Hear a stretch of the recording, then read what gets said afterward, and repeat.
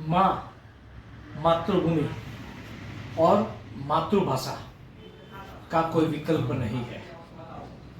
अगर कोई व्यक्ति खुद की मातृभाषा का सम्मान नहीं करता है तो वो मुर्दे की तरह है। मातृभूमि, मातृभाषा ऐसी चीज है कि मातृभाषा के आधार पर व्यक्ति का जीवन और व्यक्तित्व खिलता है।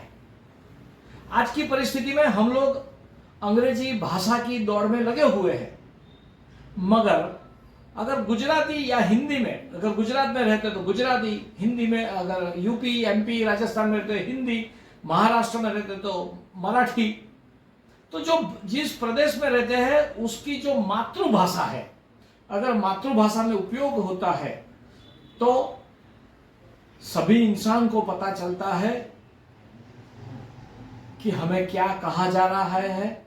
और यही चीज न्याय तंत्र में आती है और हमारे बंधारण में भी कहा गया है कि हर एक की मातृभाषा का उसे उपयोग करने की छूट है।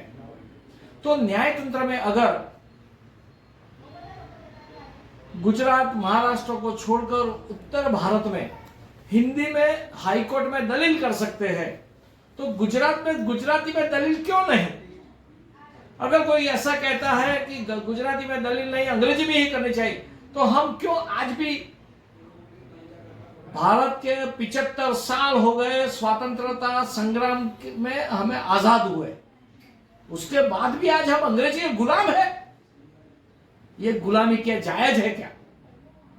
हमें ऐसा सोचना चाहिए कि मेरी मातृभाषा गुजराती है तो गुजराती में अगर दलील होती है न्याय तंत्र में, अदालतों में, उससे फायदा यह होगा कि जो असील है, मुवक्किल है, क्लाइंट है, उसे पता चलेगा कि हमारे वकील साहब ने क्या दलील की है। और जजमेंट भी अगर मातृभाषा में आता है उसे पता चलेगा कि हमारी जो दलील हुई है, आर्ग्यूमेंट हुई है, तो उस आर्ग्यूमेंट के आधार पर क्या जजमेंट आया है।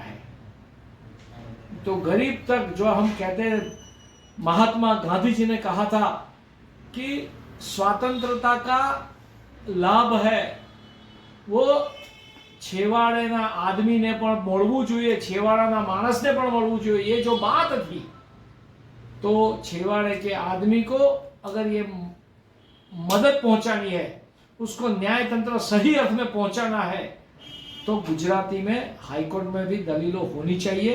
ये मेरा स्पष्ट मानना है। और मेरी आज बार काउंसिल ने भी बात की है, सभी अलग अलग बार एसोसिएशन ने भी कहा है, गुजरात हाईकोर्ट के एक्स प्रेसिडेंट श्री ने भी ऐसा जब कहा है कि गुजराती में हाईकोर्ट में दलील होनी चाहिए, तो ये बहुत अच्छी बात है।